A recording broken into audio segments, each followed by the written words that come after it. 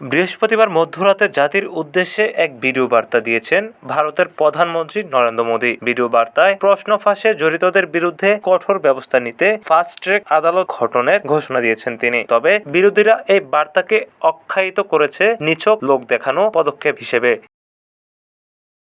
গত প্রায় ১.৫ মাস ধরে ভারতের রাজধানী দিল্লির যন্তর মন্তরে বিক্ষোভ চালিয়ে যাচ্ছে ককরোচ জনতা পার্টি নামের একটি ছাত্র আন্দোলন। NEET ইউজি প্রবেশিকা পরীক্ষার প্রশ্ন ফাঁসের অভিযোগে শুরু হওয়া এই আন্দোলনের মূল দাবি শিক্ষামন্ত্রী ধর্মেন্দ্র প্রধানের পদত্যাগ। বৃহস্পতিবার রাতে যন্তর মন্তরে হাজার হাজার বিক্ষোভকারী জড়ো হলে এবং একাধিক মেট্রো স্টেশন বন্ধ করে দেওয়া হলে উত্তেজনা তুঙ্গে ওঠে। এমন পরিস্থিতিতে মধ্যরাতে সামাজিক যোগাযোগ মাধ্যমে ভিডিও বার্তা দেন প্রধানমন্ত্রী নরেন্দ্র মোদী।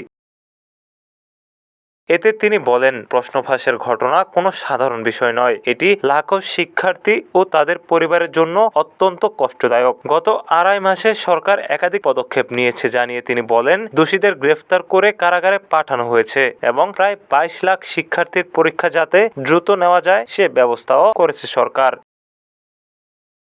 মোদী আরও জানান, প্রশ্ন ফাঁসের সঙ্গে জড়িতদের দ্রুত ও কঠোর শাস্তি নিশ্চিত করতে ফাস্ট ট্র্যাক আদালত গঠনের নির্দেশ তিনি আগেই দিয়েছিলেন এবং বৃহস্পতিবার গভীর রাতেই সংশ্লিষ্ট দপ্তর তার একটি খসড়া প্রস্তাব তার কাছে জমা দিয়েছে।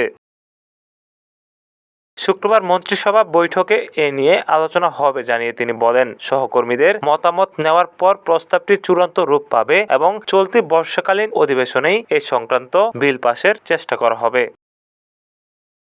তবে মোদীর এই আশ্বাসে সন্তুষ্ট নন আন্দোলনকারী ও বিরোধী দল। কংগ্রেস নেতা ও লোকসভার বিরোধী দলীয় নেতা রাহুল গান্ধী সামাজিক যোগাযোগ মাধ্যমে করা প্রতিক্রিয়া জানিয়ে বলেন, এই করুণ মধ্যরাতের ভিডিও দিয়ে যেন শিক্ষার্থীদের বুদ্ধিমত্তাকে অপমান করা না হয়। তিনি ৩টি দাবি তুলে ধরেন: শিক্ষামন্ত্রী ধর্মেন্দ্র প্রধানকে বরখাস্ত করা, বিক্ষোভকারীদের উপর বল প্রয়োগকারীদের শাস্তি দেওয়া এবং প্রধানমন্ত্রীর ক্ষমা প্রার্থনা। আন্দোলনকারী সংগঠনটির পক্ষ থেকেও বলা হয়, ফাস্ট ট্র্যাক আদালতের প্রস্তাব প্রকৃত সমাধান নয়, বরং মূল সমস্যা থেকে দৃষ্টি ঘোরানোর কৌশল মাত্র। তাদের দাবি, শিক্ষামন্ত্রীর অযোগ্যতার কারণেই বারবার প্রশ্ন ফাঁসের ঘটনা ঘটছে। ATV USA international desk.